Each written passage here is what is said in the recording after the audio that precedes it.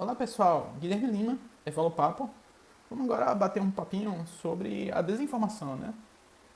Eu diria que nessa nova era que nós vivemos, na era da informação, em que a internet se torna popularizada e temos smartphones, né, em bastante número, eu diria que a falta de informação, frequentemente, ela não é mais o gargalo evolutivo, né, das pessoas, né? Então, o maior gargalo é de ter o conhecimento de como você conseguir essas informações, que essas informações sejam prioritárias e conseguir recordar dessas informações quando você precisar delas, né? E o outro problema é que se eu não sei o que eu quero buscar, né, como é que eu vou achar alguma coisa relevante, né? Há muita informação disponível, muita mesmo, e junto com isso tem um elevado percentual, né, de conteúdo inútil, né? Em muita medida, aliado isso à questão da mercantilização do sucesso, né? São cursos pagos é, na internet que prometem muito mesmo, e a maior parte desses vendedores eles não conseguem entregar aquilo que se propõe, pelo menos para a maior parte dos seus consumidores, né? E geralmente são pessoas que usam muitas técnicas, né, para embromar, enrolar, utilizando gatilhos mentais e várias outras técnicas, né, de persuasão, com o objetivo básico de despertar, né, a curiosidade do público, a ponto de que eles efetivamente façam a compra, né, do curso. Muitas vezes essas pessoas fazem lives gratuitas, mas para conseguir o contato das pessoas para vender curso para elas, né? Isso está lotado atualmente na internet, né? Nesse sentido, a gente podia questionar, né, relacionando com a aula passada do princípio da descrença, o quanto esse gigantesco conteúdo online, né, por meio de cursos e livros pagos, são úteis e possuem menos erros e, além disso, ainda possuem informações prioritárias, né? Então, lembrando, né, o dito do Aldo Vieira, né, que o papel aceita tudo, o microfone aceita tudo. E ainda teria uma indagação, né? Como é que a gente vai selecionar o conteúdo que a gente vai consumir, né? Então existem várias formas, né? Dicas que eu uso ou já usei em alguma medida, né? E o primeiro óbvio, né? Mais óbvio dica, né? De como selecionar os livros seriam primeiro ver o que você consegue de graça, né? O que consegue na internet de graça. Um segundo Um segundo item seria a questão das obras em oferta, né? Que exista algum desconto ou que até possa ser algum item usado de uma edição limitada que vale a pena, mesmo sendo usado, acessar o conteúdo deste livro, né? E aí você tem uma outra dica, né? Para você achar, tem muito conteúdo gratuito, coisas antigas, né? Que já estão em domínio público. Por exemplo, num site como o archive.org, né? Existem várias obras que são clássicas, né, que você encontra nesse site que é o archive.org. E entendo que uma outra dica, né, de como selecionar, né, o que você vai ler, você pede a indicação de pares, né, que estão um ano na frente de você. Então, por exemplo, se você faz o primeiro ano, né, de colégio, o primeiro ano do ensino médio, você vai tentar, né, descobrir uma pessoa do segundo ano para ver o que essa pessoa precisou fazer, né? Ela trilhou já esse caminho, então ela pode te dar uma boa orientação de como o que você deve ler, né? Para evoluir mais rapidamente, né? Uma outra ideia, né? Isso se você já está em uma fase de faculdade, né? Seria tentar olhar os cursos, as cadeiras, né? As disciplinas e procurar as ementas, né? As ementas que nos Estados Unidos chamam de syllabus, elas apresentam os tópicos, né, daquilo que vai ser abordado no curso. E frequentemente também, aqui, sobretudo aqui no Brasil, eles têm uma bibliografia recomendada, né, para a pessoa ler, uma pessoa que vai fazer esses cursos, né, essas disciplinas. Uma outra ideia seria a possibilidade de folhear, né, os livros, isso no caso de uma biblioteca física ou até mesmo de uma livraria, embora as livrarias estejam sumindo, né, mas dá para folhear bastante coisa em livrarias físicas ainda, pelo menos em grandes capitais. Geralmente tem pelo menos uma livraria ainda, né, existindo. Então a ideia de folhear os livros é uma boa ideia para você tentar prospectar livros de algum assunto que você deseja ler, mas para ver se realmente vale a pena comprar o livro, né, antes de você ver o que tem no livro, né? E uma outra coisa, dica, né, relevante, né, essa daqui eu aprendi quando eu comecei a fazer faculdade de medicina, seria a questão da idade, né, que seria a atualidade do material, né? E eu lembro de professores falando que a cada edição, né, que os livros eram lançados, que sempre tinham alguma novidade ou outra para que se a pessoa tivesse um livro antigo, ela não ia conseguir dar conta dessas novidades, né? Que quem tivesse os livros antigos tinha que correr por fora para saber o que de diferente tinha em relação aos novos livros, né? E a gente tem que a ciência, né, dobra o conteúdo, né, dobra de material hoje a cada 73 dias, né? Ou seja, a cada 73 dias o conteúdo existente disponível da ciência praticamente dobra, né? Agora você tem que atentar, né, que algumas obras que são meio clássicos, né, que não tem muitas novidades, como por exemplo na matemática, né, que não existe descobertas muito frequentes, é, novas edições, né, pode ser meramente um artifício de venda, né, e as edições antigas sejam tão boas quanto as atuais, né. E eu diria que também essa questão de você ficar preocupado com o quão atual é aquela forma é o que o Valdo Vieira entende como ver pons, né, que é a verdade relativa de ponta, né, ver pons, que você faz o verbo relativo de ponta, né, a verdade relativa de ponta. Em inglês seria mais ou menos como cutting edge truths, né? E a ideia é que haja coisas novas sempre, né? E uma outra dica seria a questão da popularidade, né? Se você tiver uma boa base, né, de escola, seja de faculdade, seja de escola, uma boa ideia é tentar ver livros que não são tão populares assim, porque vários desses livros best-sellers, eles só costumam ter duas, três, às vezes até quatro ideias só para aproveitar ao longo de uma contação de histórias muito grande.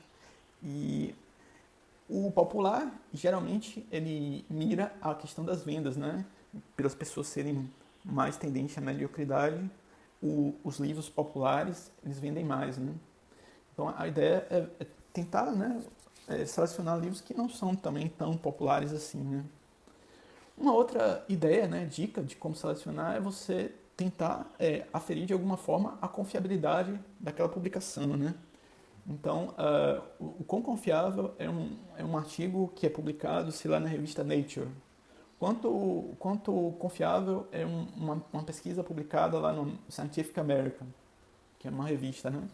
Então, você tem um meio próprio, né, de ter algum critério próprio para você ver se aquela fonte de informação pode ser considerada confiável ou não, né?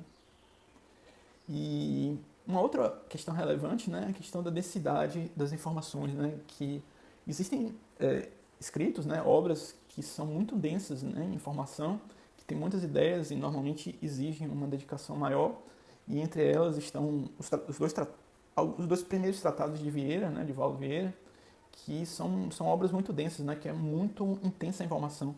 Elas, além de obras muito grandes, são obras que a quantidade de informações por página, né, é muito elevada essa densidade.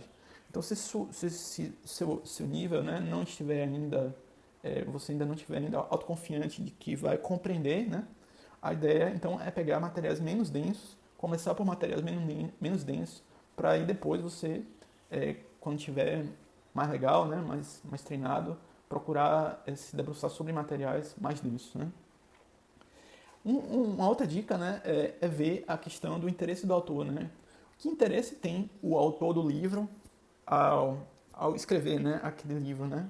O livro, o artigo.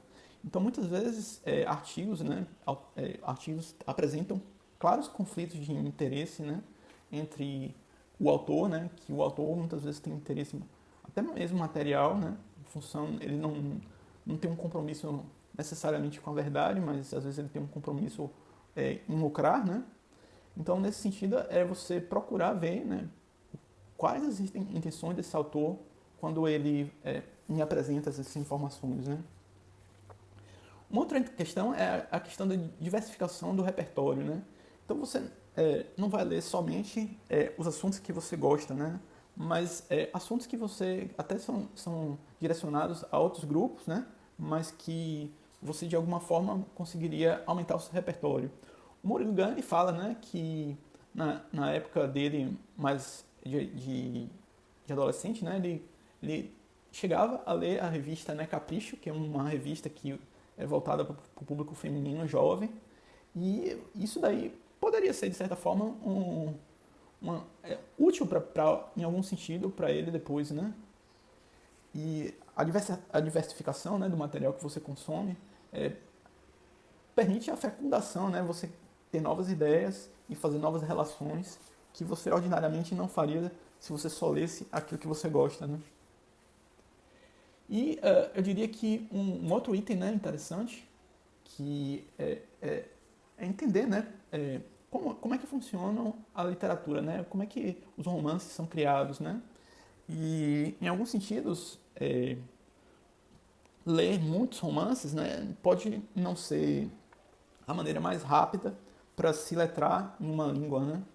E de certa forma, existe um padrão recorrente na literatura, né, nos romances, da chamada jornada do herói. Se você não sabe o que é, taca aí no Google aí, jornada do herói, que provavelmente vai vir aí alguma coisa. Essa jornada, ela tem algumas variantes, né? Mas basicamente todos os livros, romances, eles seguem esse padrão que é a jornada do herói, né? Então, com o passar da leitura desses livros, vai ficando menos útil para a pessoa, porque fica meio que repetitivo, né? A pessoa lê e aquilo não agrega nada de novo à pessoa, né? E uma outra dica, né, de como selecionar, né, essa questão é a questão de ver notícias e em relação à última aula, né, que nós vimos aí no nosso último podcast sobre o princípio da descrença, e ver as notícias, porém sem acreditar cegamente, mesmo que seja um jornal, né, de alta circulação e tal, e um site, sei lá, como Folha de São Paulo, UOL, Estadão, mas manter um pé atrás em função de, por exemplo, clickbaits, né, que às vezes a notícia, se a pessoa clicar e a pessoa for ler, a notícia não tem nada, não tem relação nenhuma com aquilo que está escrito no artigo, né? E muitas vezes a pessoa só lê a headline, né, a notícia, o título da notícia, e aí acaba sendo induzida ao erro, né? Anteriormente, há alguns, talvez 20 anos atrás, isso era chamado de sensacionalismo, né? Hoje é chamado clickbait. Mas o sensacionalismo, inclusive, naquela época, era uma coisa que era mal vista, muito mal vista, do ponto de vista dos leitores, né, dos jornais. Mas hoje é cada vez mais comum, até mesmo em veículos de alta visita, né, uma quantidade grande de visitas, né? Uma outra dica seria a questão de você ver fichamentos de obras de outras pessoas, né? E você consegue muitos resumos de obras na internet. E o fichamento, ele dá uma ideia, né, do que você pode esperar de uma obra, né? E se vale a pena se debruçar sobre a obra ou não, né? Uma outra ideia, né, de você selecionar as fontes, né? Você sabe o assunto que você quer pesquisar, né? E aí você consegue as fontes, né? E aí você vai vendo as fontes dessas fontes, né? Que você tá usando, né? Você tem, sei lá, você tem 10 fontes. Essas fontes, cada uma tem 10 fontes. Então, isso daria para você 100 fontes. E essa exaustividade vai te dar uma vantagem diferencial na sua pesquisa, né?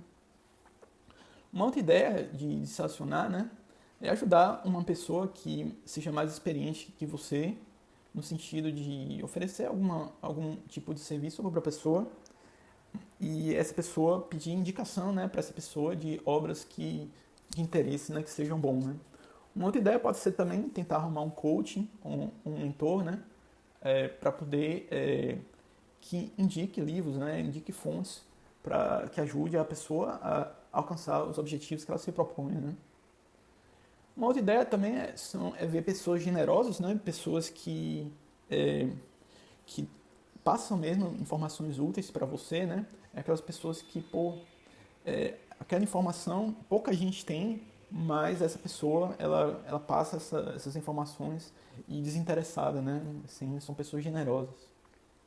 Uma outra ideia de selecionar, né, o material que você consome seria a questão da busca avançada, né? Você dominar a busca avançada no Google, no Bing. Agora o Bing está bombando agora com o ChatGPT, né? Mas a ideia é você tentar dominar a busca avançada, né? A busca avançada, por exemplo, permite que você procure um site específico, permite que você retire palavras-chave, né, da busca, permite uma série de coisas que eu acho bastante interessantes, né? Uma outra ideia, dica, né, de como selecionar um material, seria a busca interna com o books.google.com, né?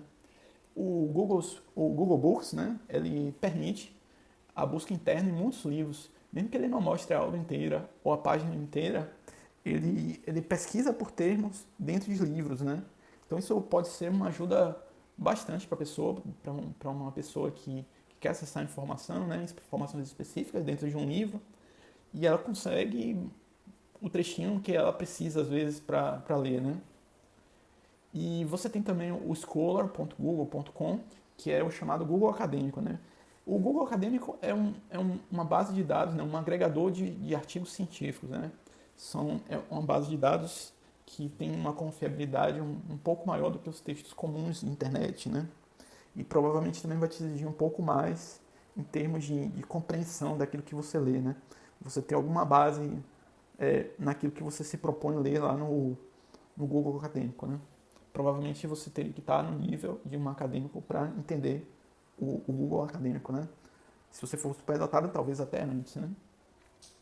Você tem também o patents.google, né, que é o Google Patentes, que também é uma forma de você ver tecnologias, né, e ter ideias para desenvolver em cima das tecnologias existentes, né, empilhar tecnologias para criar novas tecnologias, né, é uma possibilidade também. Você ver as patentes, ver aquilo que dá para fazer, né. E uma outra ideia é você olhar as bibliotecas, né, chegar numa biblioteca, pedir conselhos, né, ao bibliotecário. Essa é uma dica bem old school, né? Mas te traz a vantagem de você acessar obras de graça, né? Normalmente os bibliotecários têm um conhecimento legal das obras que eles têm, né, na própria biblioteca, né? E às vezes, se a pessoa for um bom bibliotecário, ele vai saber te dar uma boa orientação, né? Essa é uma dica bem old school, mas que ainda vale a pena ainda ter isso em mente, né? Uma outra dica seria a questão de conversar, né? Conversar com as pessoas, então tentar levar conversas, né, para compartilhamento de informações daquilo que você almeja aprender, né? Uma outra dica seria a questão de você procurar, né, fontes que ensinam você a procurar fontes, né? Então seria cursos, livros que basicamente ensinam você como é que você procura as coisas na internet hoje, né? Uma outra ideia seria a questão do material usado, né, que às vezes pode ser mais em conta, né, no sentido de abrir a possibilidade de você acessar a informação por um valor reduzido. Uma outra ideia seria avisar os amigos, né, os seus interesses, e através disso, né, esses amigos, sempre que lembrarem de você, sempre que virem alguma coisa que lembra os seus interesses, eles costumam enviar para você coisas, né, sobre aquelas coisas que você diz para eles que te interessa, né?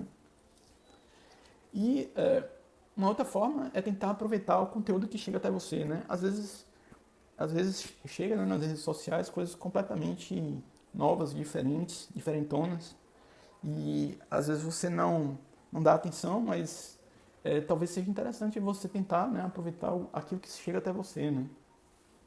Uma outra forma, né, de selecionar informação seria a questão da reflexão, né, a maturagem, né? Você refletir sobre aquilo que você quer saber e dar um tempo de maturação com a ampliação da reflexão, né, do tempo de reflexão, você consegue melhorar a sua ideia, né? E como eu falei aqui, a questão do chat GPT, né? O chat GPT que é essa inteligência artificial que está fazendo um maior sucesso na internet, né? Bombando. E uma outra forma, né, de ver se um artigo é relevante, né, pode ser também considerado o número de citações, né? No Google Acadêmico, normalmente eles fazem um ranqueamento, né? Eles mostram primeiro artigos mais citados, né? E o número de citações pode ser um indício, né, de que aquela obra é relevante o suficiente, né? Às vezes isso não quer dizer porque, por exemplo, um livro como O Minha Luta, do Hitler, né, Adolf Hitler, ele tem um número grande de citações. Isso não quer dizer que aquela obra seja necessariamente útil, né? Mas costuma ser um bom indício de que pode ser, né, que seja uma obra útil, né? Então, chegamos a um ponto, né, que como é que a pessoa faz para saber, né, o que não é prioridade evolutiva, né? Então, eu diria o seguinte, todo mundo, né, quase todo mundo hoje em dia que tem internet, né, tem muito mais gente que tem internet do que não tem, e essas pessoas elas têm acesso a uma Ferrari, né, com a internet, mas frequentemente elas preferem um Fusquinha e, e as pessoas têm acesso a uma ampla gama de informações que podem ajudar na formação dela, mas a pessoa escolhe ver Big Brother Brasil, a pessoa vê vídeos de TikTok e YouTube Shorts com gatinhos e cachorrinhos. As pessoas veem tretas, né? No Twitter o que mais tem é treta. E as tretas, a fofoca, elas chamam muita atenção, né, das pessoas e as pessoas consomem esse conteúdo e ficam parados, né, evolutivamente, diria Valdo, né, no acostamento da evolução, né? São pessoas que desperdiçam um tempo enorme. Não que você não deva ter nenhum momento de lazer, você pode até chegar a um ponto do dia, ver um vídeo lá de gatinho legalzinho para distrair, mas isso não é o foco nem o principal, né? E outras coisas também que às vezes a pessoa embarca, né? Aquelas teorias de conspirações, porque o Bolsonaro, na verdade, é um agente de não sei de onde que é associado a Jorge Soros, que é um Illuminati, maçonaria, sei lá o quê. E são essas teorias das conspirações, né? Ficar usando a internet para esse tipo de coisa, né? Isso, de certa forma, é uma distração também, porque essas conspirações elas são difíceis de ser provadas e ficar só no campo da elucubração mental, né? Da imaginação, não é algo que eu diria que seja produtivo evolutivamente, né? Então, em geral, qualquer conteúdo que tenha manipulação emocional de alguma forma, né, eu diria que a pessoa tem que ir com cautela, né? Porque esse conteúdo ele é altamente viciante, né, e faz nosso cérebro parecer com o cérebro de um drogado, né? Em função da descarga, né, de hormônios como neurotransmissores como a dopamina, né? E isso faz com que o cérebro de pessoas comuns se pareçam com o cérebro de pessoas drogadas, né? Que são pessoas viciadas em prazer, né? Em estímulos do tipo dos vídeos de gatinhos e cachorrinhos, né? E eu diria que até tome cuidado, né? Porque recentemente teve um caso no Brasil que um cara que compartilhou nas sociais fotos de capivara, né? E aí a internet derrubou, o assunto entrou no Strange Topics e o cara terminou o Ibama indo atrás do cara porque capivara é um animal que não é doméstico, né? Então, teoricamente, ele não poderia criar na casa dele, né, a capivara. E aí, tome cuidado com o tipo de conteúdo que você gera que pode dar problema, né, no país que você esteja, né? Então, agora vamos falar um pouco também sobre a questão do que causa, né, essas desinformações, né, das pessoas, né? O primeiro item que salta aos olhos, né, seria justamente a questão do viés de confirmação, né? A pessoa ver verdade naquilo que ela já acredita, né? Ou ver a mentira naquilo que ela já não acredita, né? Então seria um viés de confirmação, né? A pessoa não usar o princípio da descrença para verificar se aquela informação pode ser uma verdade ou não, né? Avaliar, né, de alguma forma.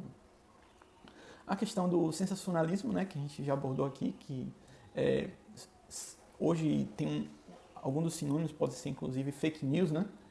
Que costuma ser uma notícia exagerada, ou com um título exagerado ou um título falso, né?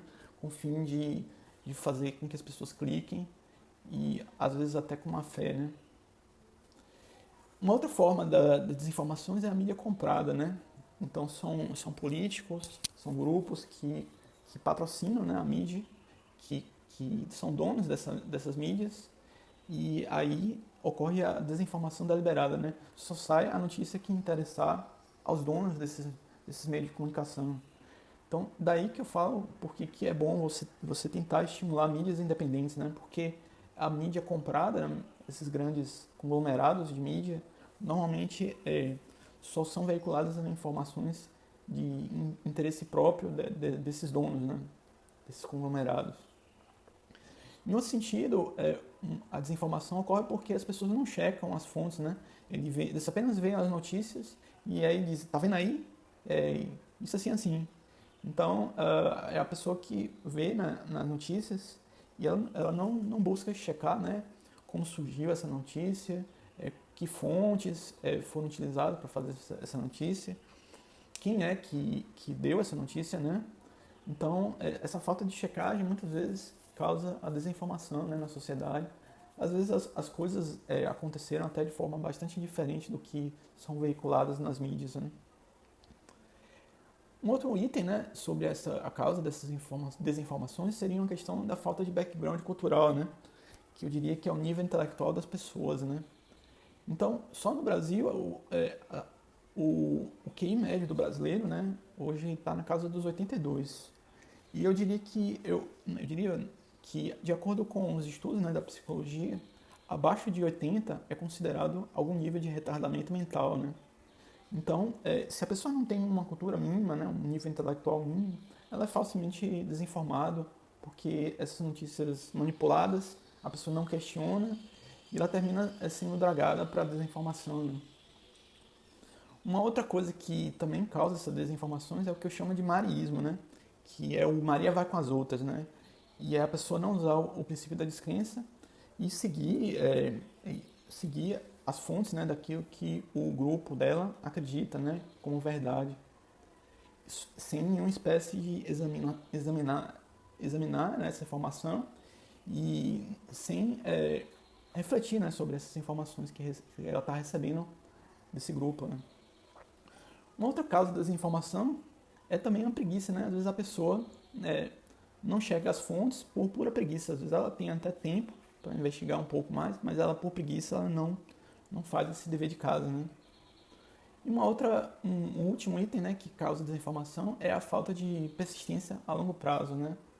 É uma pessoa que se deixa levar pelos modismos, né? Então, algumas dicas de como pesquisar, né, eu aproveito para dar para as pessoas nesse capítulo de desinformação, porque a pesquisa ela vai, em algum momento, ajudar a pessoa a evitar essa desinformação, né? Então, uma ideia, né, uma das ideias é aproveitar toda a janela de tempo que você tem para ler algum material, né?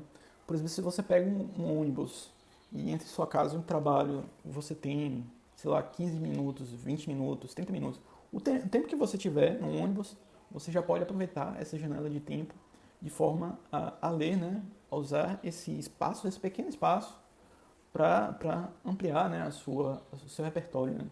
Para você ler novas coisas e não ficar desinformado, né? E uma outra ideia, né? E se você tiver condição, né, você tem um tempo para pesquisar só seu. Você acerta com sua família esse tempo de pesquisar e tenta lutar para que naquele período, né, que você está entrando na pesquisa, você não seja incomodado, né? Então é útil, né, combinar com os familiares a respeito desse tempo de pesquisa para que você não seja incomodado, né? E alguns itens, né, interessantes. Temperatura, nem muito frio, nem muito quente, né? O ideal seria um intermediário, uma temperatura intermediária. A questão do silêncio, né, é importante, de certa forma, mas se você não conseguir, né, o silêncio, talvez seja uma boa ideia fazer alguma coisa que produza um ruído branco, né? Se você não sabe o que é ruído branco, pesquise aí no Google, que você vai achar aí que existe uma classe, né, de sons que são ruídos brancos, são barulhos repetitivos que que te ajudam a manter a atenção, né? E a questão da organização do espaço físico, né? Você ter um espaço físico organizado, de certa forma, é um diferencial, né? Para você fazer a aquisição das informações, né? Uma outra ideia seria criar um estoque de informação, né? Você vai fazendo suas pesquisas e você vai criando um estoque de informações. Você vai anotando essas informações, aquilo que te chama mais atenção, para criar um estoque de informação, né? Uma ideia, né, que é ter um cronograma, ou então você fazer imersões, né, de escrita ou de pesquisa propriamente dita. Outra coisa é você saber onde você quer chegar, né, objetivos, o que é que você quer fazer com a pesquisa, né. Uma outra ideia também é tentar, né, ter a acuidade visual, né. Por exemplo, óculos com graus errados podem levar a pessoa a sentir dor de cabeça quando lê, né. Então é bom cuidar da sua cuidado visual. Muita gente não gosta de ler por conta de não ter uma acuidade visual legal, né. E uma outra ideia também é a luminosidade, que o ideal seria não muito escuro e não muito claro. Os óculos, que se você usa óculos, é interessante que se ajuste perfeitamente na sua face, né? E é onde entra as lojas, né, de óculos. Os bons profissionais, né, costumam dar orientação a respeito da armação dos óculos, quais que ajustam melhor no seu formato de rosto, na sua cabeça. Uma outra ideia seria um certo conforto, mas algo não muito confortável, né? Algo extremamente duro, né? E certamente que não a cama, né? A cama não é um lugar adequado para você se informar, né? A questão dos intervalos, você ter entre o período de leitura, né, de aquisição das informações, você fazer intervalos frequentes, levantar, beber uma água, fazer um pipi e talvez acessar uma rede social. E nesse contexto existe uma técnica muito comum, né, na internet, que é chamada técnica Pomodoro. Se você não sabe o que é, taca aí na internet, técnica Pomodoro, que você vai ver aí como é essa técnica. Uma outra ideia seria a questão de alternar as posições, né? Cruzar as pernas de um lado, cruzar as pernas de outro, para que a posição seja alternada, né? Uma outra ideia é estudar enumerando os itens, né? Então você vai ver aqueles itens, né, que fazem parte daquele assunto que você está tentando estudar, né? Quais são os itens que compõem aquele assunto, né? Uma outra ideia seria também repetir a leitura de conteúdos para fixar melhor, né, o conteúdo. Outra ideia seria marcar no livro ou até usar post-it, né? O post-it é interessante porque você não precisa marcar fisicamente um livro, especialmente se o livro não for seu, né? Uma outra ideia seria a questão da música, né? De não pesquisar ouvindo música, né? E, em algum sentido, também documentar, né, a própria vida de alguma forma, para ter como resgatar as coisas que aconteceram com a pessoa. E, em algum sentido, a escrita, né, que vai ajudar na fixação da informação que você está adquirindo.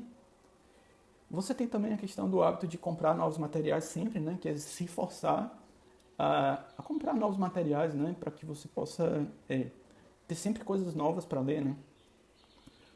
Tomar notas seria legal também, uma dica de pesquisa legal, para saber aquilo que é importante, né. Perguntar a professores, orientadores, nesse sentido, que livro pode ser útil para si, né. E também aprender inglês, porque muitas informações, né, elas estão em inglês, então o inglês ajuda bastante. E também, né, cansaço, né, não fazer nada quando está muito cansado, né, pelo contrário, quando você começa a sentir cansaço, a ideia é que você se distrai um pouco. A questão também de tentar manter de alguma forma a automotivação, porque realmente é duro quando a pessoa vê o abismo que ela precisa ultrapassar para que ela consiga dominar as informações que ela se propõe a dominar, né? E o tédio, seria interessante você usar o tédio para tentar compreender um assunto bem complexo, né? Toda vez que você tiver com tédio, uma coisa interessante é você tentar incorrer em uma área que você não domine e que você considere muito difícil. Isso normalmente vai quebrar o tédio, né, de alguma forma. Outra dica também inclui a questão da obstinação, né, que seria a pessoa não desistir, né, na primeira dificuldade, a pessoa persistir nas pesquisas, na aquisição das informações. Então isso é importante, a pessoa não desistir na primeira dificuldade. Uma outra ideia, né, de dicas de pesquisa seria justamente ordenar, né, por prioridade. Que tipo de assuntos, né, são prioridades para mim no momento. Então eu preciso fazer uma reflexão e aí ordenar de alguma coisa aquilo que você tem como prioridade, né? Uma outra ideia de dicas de pesquisa seria a questão de você procurar bases de conhecimento, né? Knowledge bases. Você tem vários repositórios, né, de artigos e são formadas bases do conhecimento. Tem o PubMed, né? Tem vários, tem a Cielo, tem várias bases de conhecimento que você consegue pesquisar, né, em artigos. Uma outra ideia, né, artigos que você não conseguir ter acesso ao material completo, às vezes tudo que você precisa é o que está no resumo do artigo, então você não precisa pagar pelo artigo para citar esse artigo, se só o que importa, por exemplo, é o resultado a conclusão desse artigo que é dado minimamente no abstract, né, no resumo do artigo. E às vezes a última dica, né, que eu teria para dar de pesquisa, que às vezes os clássicos às vezes ajudam a pessoa, né? Outras vezes não são muito úteis porque a obra está em outro contexto e às vezes a pessoa não entende nem o contexto histórico em que surgiu aquele livro considerado clássico, né? Então, chegamos a um ponto agora que é útil, né, entender que existem sintomas, né, da desinformação. Como primeiro gritante, eu diria que é não usar o princípio da descrença, né? O segundo seria justamente não verificar as fontes, né, como eu já falei anteriormente. A ideia também é de não pesquisar fontes extras, né, não estar sempre tentando adicionar ao próprio trabalho fontes novas, né? A outra coisa seria não verificar o contexto, né, como eu já falei, que alguns clássicos você só entende quando você leva em consideração o momento histórico em que ele foi escrito, né? Então, sem a pessoa verificar o contexto, ela pode levar a pessoa a conclusões errôneas e, portanto, a desinformação, né? E não verificar o contexto, né? Como eu falei, não analisar os próprios preconceitos, né? Então, a pessoa ela começa a ler e ela já acha que algo é mentira de cara, sem analisar o que ela tem como preconceito, né? Qual que é o preconceito dela. E um outro sintoma, né, de desinformação seria a questão de não consultar especialistas, né? Eu diria que eu faria uma observação, né, que existem vários pseudo-especialistas, né? São pessoas que têm um título acadêmico, mas não têm o conhecimento de especialista, né? E por último seria não manter a mente aberta, né? Seria uma forma de cair, né, na desinformação, não manter essa mente aberta. Então, existem algumas estratégias, né, que foram utilizadas historicamente, estratégias de desinformação, notadamente pela ex-KGB, né, da Rússia, que o Yuri Bezmenov, ele escreveu um livro, né, que chama Subversão, Teoria, Aplicação e Confissão de um Método. Né? Ele fala nesse livro claramente que a KGB, que era o órgão de inteligência da União Soviética, né, que hoje é Rússia, né, ele usava a estratégia da inundação editorial. Né? Então, para que uma pessoa tenha mais chance de ler aquilo que essas pessoas têm interesse, elas fazem uma inundação editorial com o conteúdo que elas querem que as pessoas leiam. Não importa se esse conteúdo é uma verdade, e especificamente pode ser uma estratégia de desinformação, né? Sobretudo, por exemplo, na questão da discussão da ideologia socialista, né, marxista. E ao fazer isso, né, ao aumentar a disponibilidade de obras com esses assuntos, ele acaba fazendo com que as pessoas leiam mais esses assuntos e não necessariamente questionem ou tenham uma visão crítica a respeito daquilo que esses órgãos querem que as pessoas tenham, né? Outras ideias incluem a cortina de fumaça, né? Pautar assuntos que beiram irrelevância para esconder coisas importantes que estão acontecendo nos bastidores. A questão da supressão das informações, né, como eu já falei, da mídia comprada e de só ser veiculada a informação que interessa, né, ao grupo que é dono do órgão de grande mídia. A questão dos rumores, né, Às vezes o cara começa a espalhar na internet coisas que são meramente fofocas, e se a pessoa for dar ouvidos a essas fofocas, muitas vezes ela termina desinformada, né? A questão dos ataques pessoais, né? Isso pode gerar, de alguma forma, desinformação. As fontes duvidosas, né? São, às vezes, a fonte que você obtém a informação, você não tem certeza da idoneidade dela.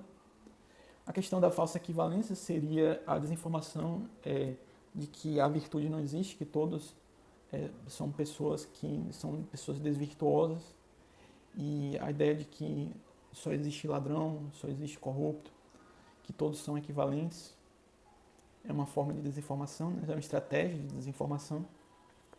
A questão da tática, né, de dividir a sociedade, então são gays contra heteros, são mulheres contra homens, são negros contra brancos, então não importa o que seja, mas desde que haja a divisão das pessoas, dos grupos das pessoas, para que isso aconteça, né, a atividade de subversão, né, que gera desinformação e que aí vai gerar a subversão. Né. E a outra questão são os perfis falsos, né, em redes sociais e robôs, né, que alimentam esse tipo de tentativa de desinformação. Né. Eu diria que a principal consequência, né, da desinformação seria a questão de que não há enriquecimento ou evolução consciencial quando há desinformação. Né. Então, o Valdo Vieira ele tem uma frase que eu considero que cai como uma luva para a pessoa entender, né, as consequências da desinformação. Ele fala assim: se você pensa que o autoconhecimento existe muito esforço, tente evoluir na ignorância. Né. Então, a gente verifica que é bem improvável de você evoluir na ignorância. Né. Então, você tem algumas vantagens, né, da seleção de materiais prioritários. Né? Por que você deve selecionar os materiais que você considera mais importantes? Primeiro, porque você vai perder menos tempo. Né? Segundo, que você vai aumentar a eficiência dos seus estudos. E terceiro, que você vai evoluir mais rápido. Né? E chegamos a um ponto, né, os tipos de desinformação. Então, você tem vários tipos de informação, né, de desinformação, que seria a informação inventada, a informação imprecisa, a informação parcial, tendenciosa, né? A informação desatualizada, a informação descontextualizada e a informação manipulada. Como eu já abordei anteriormente, né? Mas é só para consolidar aqui que existem esses tipos de desinformação. Né?